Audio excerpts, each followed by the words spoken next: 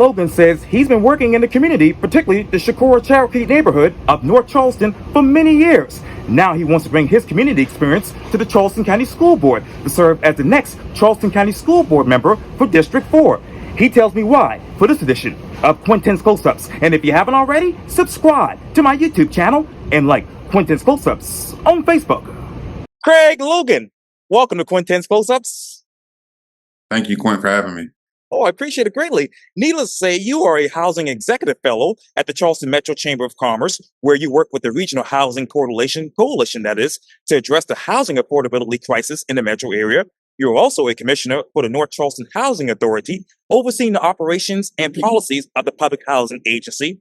Additionally, you serve as a board member of a community land trust and a nonprofit organization that provides perpetually affordable home ownership opportunities for people here in the Lowcountry. And of course, now you are a candidate for the Charleston County School Board to represent the District 4 area. So tell me, Craig, with all your experience, why add the Charleston County School Board to your resume? Quentin, that's a really good question. I'll just give you a little bit of background too as well, and I think that'll help answer that question. So I've been a long time community organizer and strategist here within the Shakur Cherokee, Union Heights, and Accoby communities, specifically Shakur Cherokee, where I serve as vice president for the Shakur Cherokee Neighborhood Association. And so I've been deeply embedded in the community and understanding the needs of the community. And also in a former position, I served as the director of the Metanoia Youth Entrepreneurship Programs, where we work holistically with schools, with families, and with community members. And so really just thinking about, my deep connection to the community and involvement over the last 10 years, I've had an opportunity to not only work with families, but work also with schools in the area on a very local, like grassroots level. I've also served as a servant leader intern for the City of Freedom Schools programs, worked in many different positions there too as well. And so when I think about, what the needs are right in the community, I know that education is a foundation, right, for opportunity for everyone. And so I think it's just so important that we have a representation of the community from a very grassroots level, from someone who, again, has been in the area, who's been in the community, who works closely with organizations in the area to make sure that, the schools, the educators in District 4 have what they need, that they receive what they need to continue the growth and achievement that's been happening in our area.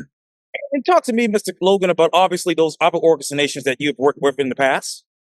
Yeah, for sure. So in addition to, again, working with Metanoia, I now serve on the board for Metanoia and also, again, with the Community First Land Trust. And this, again, through the City of Freedom Schools programs. Within our local community neighborhood association, we work closely with our schools right here. So Shakur Elementary, Military Magnet, and, we're often in the community. We're in the schools with them. We're supporting the students and families there. And so, when you start to build a trust with the community and with the schools, it's very evident and clear, right, to see kind of what the needs are. And more so just having a really good opportunity to talk to teachers, right, to talk to educators who are right here in the area, to find out specifically what their needs are. I think all those things really help me to understand on a more higher level what the needs are for the region in our area. So when you think of District 4, what is that encircle in your mind? What areas did that actually cover? Yeah, so District 4 covers a small portion of downtown, and it covers some schools up in the North Charleston area too as well, right? So when you think about the landscape of schools, right, we have some, very high performing schools. We have some schools that are continually to level up, right, and meet the challenge academically, so that we can make sure we are meeting students where they are, but also we are helping them and giving them a hand up to make sure that they are meeting the standards and state standards, but also that they're able to compete on a global level. You know, when I think about how do we arm and ready our students and scholars in the area, I don't just look at it from a local thing, but I think about it from like how are we competing on a state level, and then how are we also competing on a national level. So let me ask you this: on a state and a national level, where does North Charleston High School rank? Yeah, I mean, I think it's not. I don't think it's a.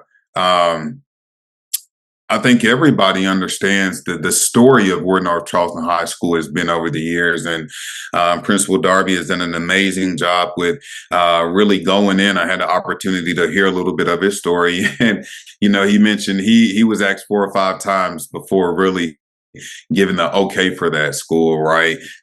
Or more so answering the call to the yes. But, you know, if we look at where North Charleston is now, it is night and day. You know, graduation rates are up over 80% in that school. And when you think about even having students college ready, you know, from a scholarship perspective, I think over $3 million of potential scholarships flowed through that school last year from graduating seniors. So North Charleston has done an amazing job. They were a concerned school, and they've been removed from that list. And again, I think, you know, when I think again about what are some things that made that happen, it is a holistic approach. It is working, you know, with the families. It is providing opportunities to address whatever barriers may be that students may come to school with, right? And so I think all those things help and have helped to bring North Charleston up to where they are right now. And as a personal note, Henry Darby was actually my Burke High School a Okay. teacher back in 11th grade. So I'm class of 2004. I'm Okay. going to be 40 in 2 weeks. But he's a good teacher and a good person. I know him very well. Absolutely. But, Absolutely. but when you think of North Charleston High School, Mr. Craig, what exactly are those barriers right now? Yeah. I mean, again, you know, I think when I think about any any school, and specifically North Charleston, and really, you know, honestly, some schools in our area, we have to look holistically at students. And when I think about, you know, how do you meet people where they are, you look at it from a holistic perspective. Housing is a huge issue, not only just in District 4, but across our region. And so we know lack of affordable housing, we know lack of high quality childcare. We know just infrastructure issues that plague our area too as well. All those things can be identified as barriers. And when we think about how students show up to school, we want the whole child to show up, right? And so sometimes life happens, right? And within life happening, you go to school, right, with carrying the weight, right, from life, right? And so I think all these things can be identified as a barrier when we think about what are the things that may prevent students from showing up as their full selves. A lot of times they're dealing with things back home that they have to bring to school with them. So I think it's a combination of things.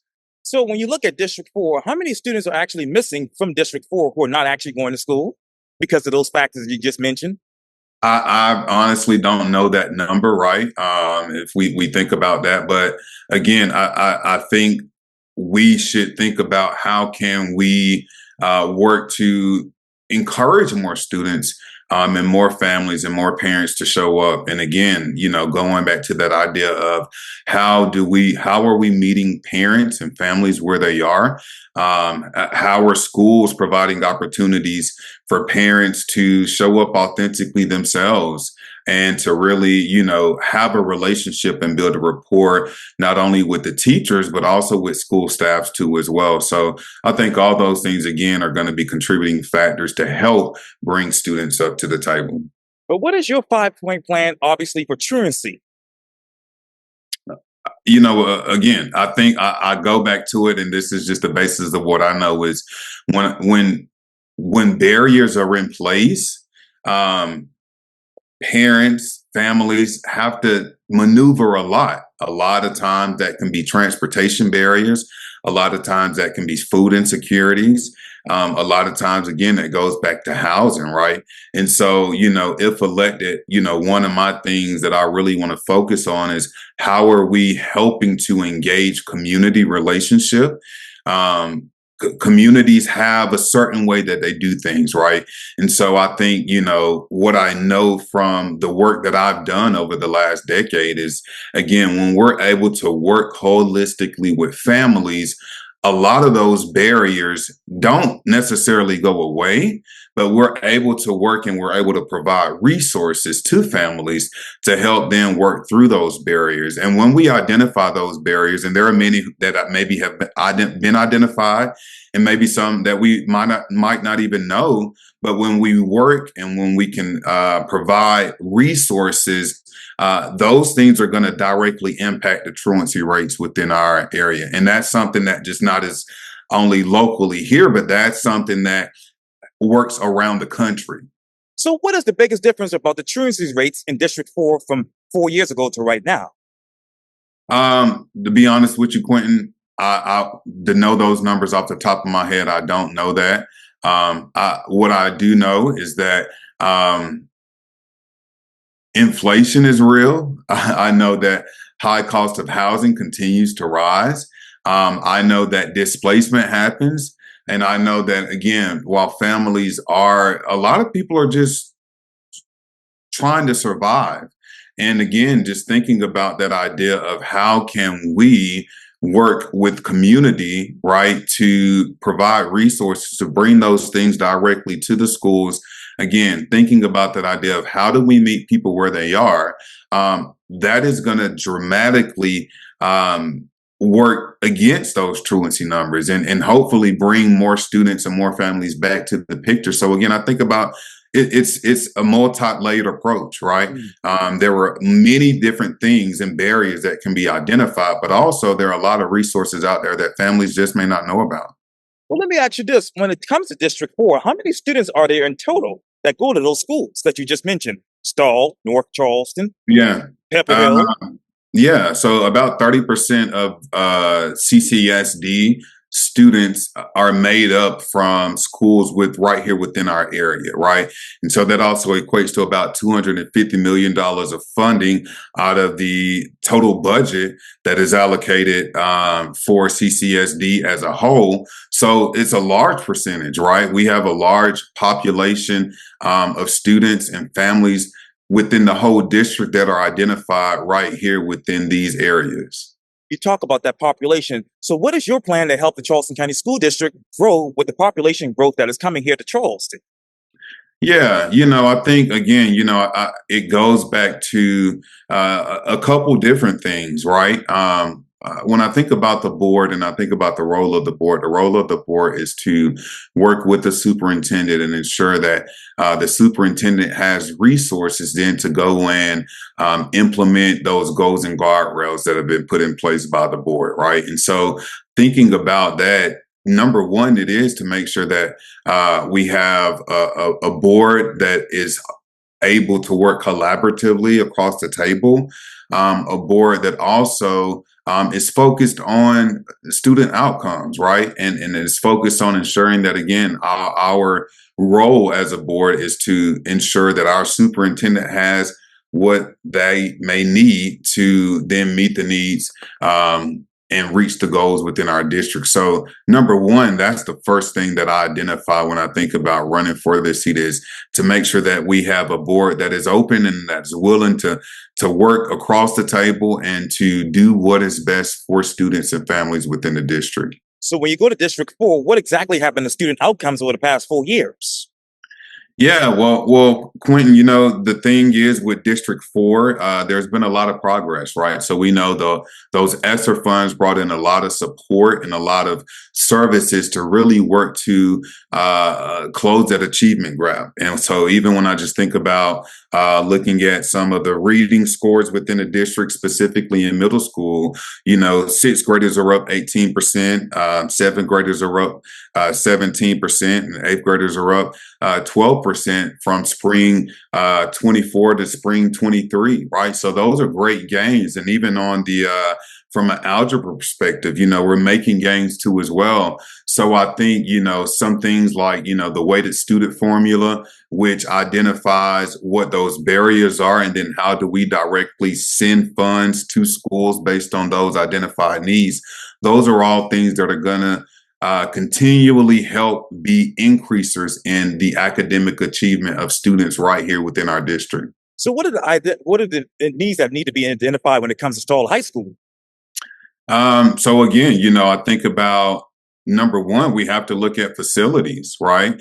Back in May, the superintendent presented to the North Charleston City Council specifically on schools within our area. And some of the concerns that were brought up were just the appearance of facilities, right?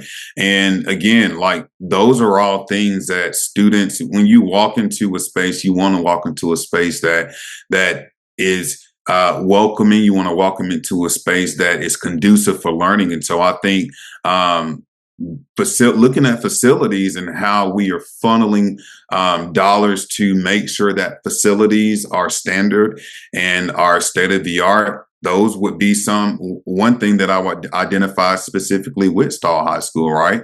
But then also, right, how are we supporting students? I think another thing is the growing population of multilingual learners in our area. And How many of those? I'm not sure what that is, but I know it's a growing number, specifically within our schools in this district. And within District 4. And so even having conversations with some teachers, right? How are we supporting teachers to then support those multilingual learners and make sure that across the board, right, every student is getting what they need to be able to meet those goals and standards that we have in place? So have you been able to visit any of those schools over the past 6 months? I have went to some schools over the past 6 months, and I have In your district? in my district, and I have plans also to visit all schools within my district too as well. But again, talking firsthand to teachers, talking firsthand to parents, and even some students in the district, that's the on the ground, word that you can get. That's the most on the ground word you can get. And so, again, I do plan to visit all the schools within my district, but a great, I would say, information factor for me has been having direct conversations with teachers and with parents and with students within the district. And going back, obviously, to the numbers you just mentioned about algebra. So when it comes to Stall High School, what percentage of the students are high score at C or higher on algebra, biology, English gateway course assessments for the end of course for 2023-2024 semester? Quintin, I wouldn't know that number off the top of my head, right? I would need to go and identify specifically for Stall High School. But when I just mentioned those factors and those numbers, that's across schools in North Charleston. So again, we know that there is growth happening. Again, to tailor it specifically per school, that's just a little bit of research and data and digging. That's what I like to do. That we'll have to do. Yeah, man, I see that. And I appreciate you for doing that for sure, right? Because I think it's important that we identify, again, thinking about that weighted student formula, what schools may need what resources. And then that is when we identify that is how we can be able to truly lock in and impact. And again, going back to that idea of meeting students and families where they are, that's one way for sure to do that. And I talked obviously with Anita Huggins about this for Quintin's post earlier this year, and it's up on YouTube and on OWN Radio if you want to look and listen to it. But let me ask you, were there any growth in the MAP or ACT test scores for this past year when it comes to those schools in District 4? There has been growth. Again, when you think about our students graduating, right? Or our students college ready, using those identified factors would of course help to identify and know if growth has happened as it pertains to SAT and ACTs. But again, I think about how many students are college ready, right? And also, though, how are we thinking about other career pathways, right? I identify and I know that not every student is going to go to college, right? But there are other things, there are skills, there are trades, right, that are out there that are just as good as college, right? And so I think it's about how do we cater and carve pathways for students that are specific to them and specific to what their outcomes and what they want to do. So for those students who want to go to college, right? Just meeting those goals, right, and increasing those scores are going to be critically important to them meeting those ACT and SAT scores, but also for the students who may say, listen, I want to graduate and I want to go straight into the workforce. How are we preparing them for skill sets and trades to then graduate and go straight into the workforce if that's their desire? So let me ask you this, as we sit here right now, Mr. Craig, how many kids in District 4 are actually career ready or college ready? Yeah. Quintin had just kind of looked at some of those things. I don't know the number off the top of my head. What I can say is I know that that number has increased. I know that there are growing gains in that. If we look at where we were maybe 2 years or 3 years ago, especially coming out of COVID. So again, I know that there are things that have been implemented and in place that support college readiness. And my goal and focus is to continue to support those programs that have been successful in getting students college ready, right? So again, it's about what and how are we working with students and teachers and educators to support them so that we can ensure students are college ready. So let me ask you this, where exactly were those gains when it comes to those test scores? And where should you improve those next when it comes to District 4 schools? Yeah, for sure. Across the board, again, gains happen in reading. Gains also happen in math as well. And so I think one of the, I would say, programs that have been used within the district is called Alex, and it uses the idea of pathways and introducing students to academic enrichment that is specific to them, right? And so was thinking about, I think Dr. Williams mentioned it, some of these programs that are used identify students to specific things that then allow them to cater courses or I would say like pathways that again are very specific to students. And so I think it's supporting and continues to support programs like Alex that has been used in the district that has been statistically proven to show increasing gains across the board. Where else should that happen at when it comes to District 4 schools? Where else should it happen? You talked about Alex being used. Where else should that be used in District 4 schools? Well, I think right now it's being used across the board in District 4 schools, right? So again, that is a program that under the watch of Dr. Williams has been identified as a success.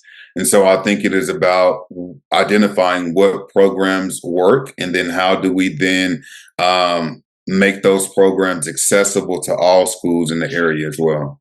So when you talk to those teachers, what programs are actually working right now and what new programs should be implemented to make sure those gains keep going up for the next 5 years?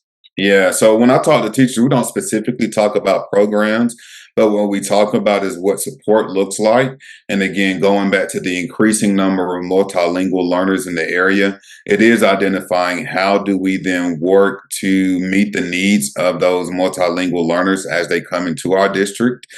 But also, how are we meeting the needs of students who are right here, homegrown, right? While resources are available across the board, we want to make sure, again, not only just to multilingual learners, but also students who need additional resources. So I think those are some of the things that I've heard from teachers is, we know that growth happens. We know and anticipate growth to happen. But as that population changes, we have to make sure that we're arming teachers with the resources they need to meet the needs of students across the board. So what resources do those teachers need right now? So again, I think it is, there are a growing number of students in our area that are not native English speaking students. And so if you're in a classroom and if you are teaching to students whose first language is English, but also students whose first language might be Spanish, Sure. or other different types of languages, that can be difficult, right? And so again, like that is one identified thing that I've heard from teachers that they need additional resources and need, the district and leadership to think about how do we meet those students where they are while also supporting all students across the board in the classrooms. So, how many multi-language learners are there in your district? There's a lot, and the number continues to grow. Again, I don't have those specific numbers, but I do know that there is a lot. Again, that is specifically from teachers that I've talked to in the area. So again, like that number continues to grow. So it's something that, I don't think we should shy away from, but we should really lean into it. And then by leaning into it, we start to identify, what are some routines, what are some sure proven ways and techniques that help to identify the needs of those multilingual learners. So, what are the tangible results that you're seeing? Tangible results as far as Those tests and those test scores. um, elaborate a little bit for me, Quintin. Yes, sir. You just talk on just going off of what you just said to me. But let me ask you again, what tangible results are you seeing as a result of those programs and initiatives that you just mentioned to me? Yeah, again, we're seeing reading scores increase, right? We're seeing math scores increase. We're seeing student readiness increase. We're seeing graduation rates increases. Those are all the tangible results that we're seeing within my district, but also across the board of CCSD. So, what is that year-to-date rate when it comes to that? What is the year-to-date rate? Yes, sir. Well, you talked about graduation. You talk about the reading and math scores going up. What is that year-to-date? How do you compare that? I compare it by looking at kind of where we are currently. We look at, and I think academic scores and those things like that are measured semester to semester, so fall semester to spring semester Sure. from year over year. Again, I think that from a board's perspective, that is all tangible and incredibly important information. But from a board governance perspective, our goal is to make sure that our superintendent has what is needed Yes, to I remember then you saying go that. back and make sure on the ground level, right, that staff, that principals, that schools, that the academic officers are pushing programs in place to help meet the needs and continually increase those academic and achievement scores. So, when you think about those teachers, what is the retention rate right now in District 4?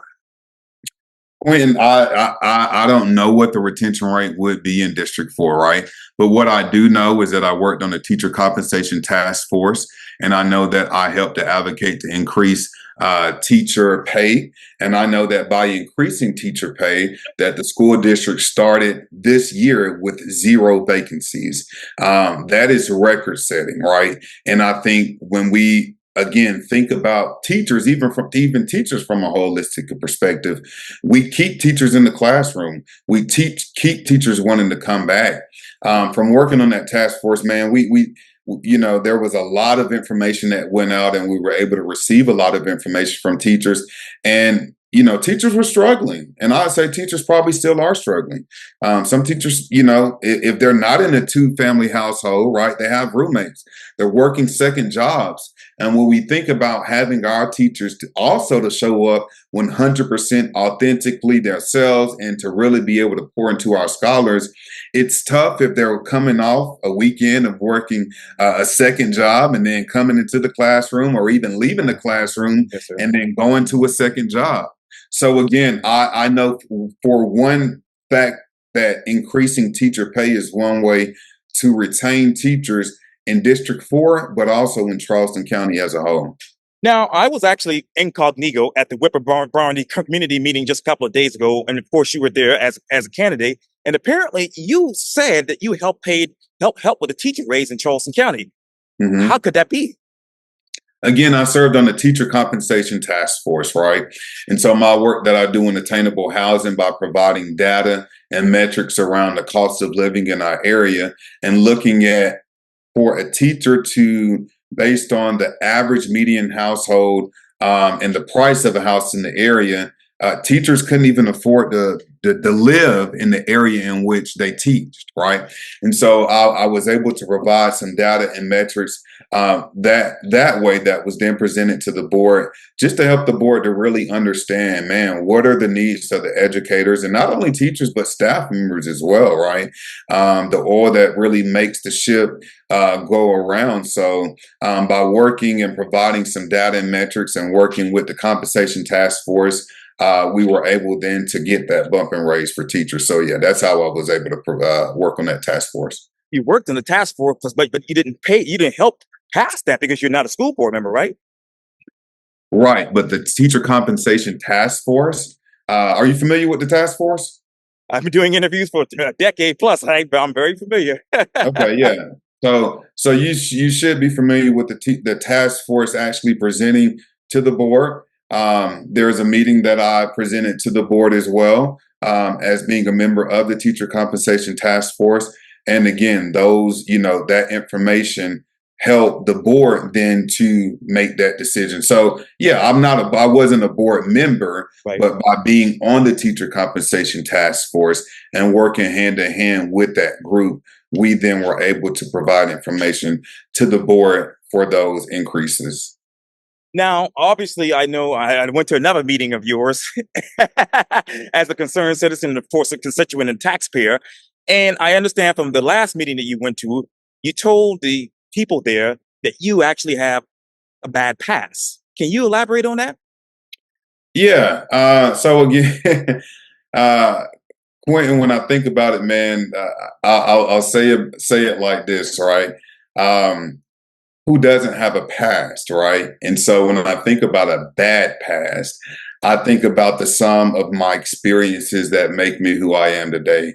And thinking about the sum of those experiences, we've been young, right? We've made some not so smart decisions, but I think about that, and I think about how my past and how all those things help me to work in the spaces that I work in today, advocating for affordable housing, advocating for equitable and the freedom to a truthful education, and then also just thinking about just on a community and grassroots level. When people are able to see themselves in elected leaders, they have a bit more. They're able to connect with them on a completely different level, and so seeing myself as a community leader and a potential next school board member, I embrace every piece of my story that then allows me to come into a position like a school board and advocate, right, for barriers that again may have not been identified by our school district, but also to think about how again do we holistically meet the child? How are we holistically working to impact students and families within our district? But putting that story aside and putting the Charleston County School District side, I went back and looked at some of your records, Mr. Craig. Apparently, you got picked up by the police twice for failure to show up for court. You actually got arrested for fraudulent ID. Mr. Quintin, Yeah, you had drugs allegedly and receiving so stolen what I'll goods. do is I definitely I got picked up by the police. Those are definitely not things that are a part of my past. So not sure kind of where that came from. But again, what I will say to that is I'll say to this, right? We don't measure people by their past, right? And I think this applies to me, and it probably applies to you, and it applies to a lot of people, specifically in District 10.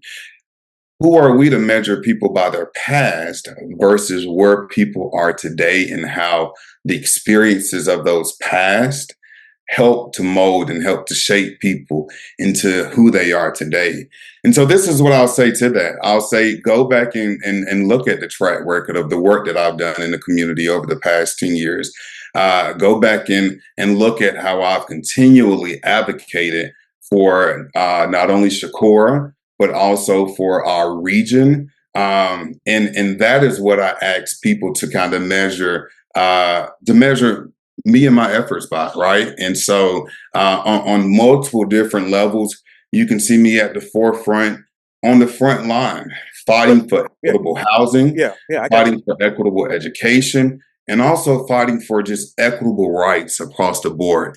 And so to that, Quentin, and we can move on past that question. I'll say Okay, to that again, right? but Um, yeah, I'm the running out of race, time. Yeah, what I'll say to that, Quentin, again, and we yeah, can move on past that, yeah. is that Well, again, let it me, isn't yeah, given. Oh, well, Quentin, yeah, let me stop you right here because I got a few Quentin, minutes. Yes, sir. Let me stop you. right?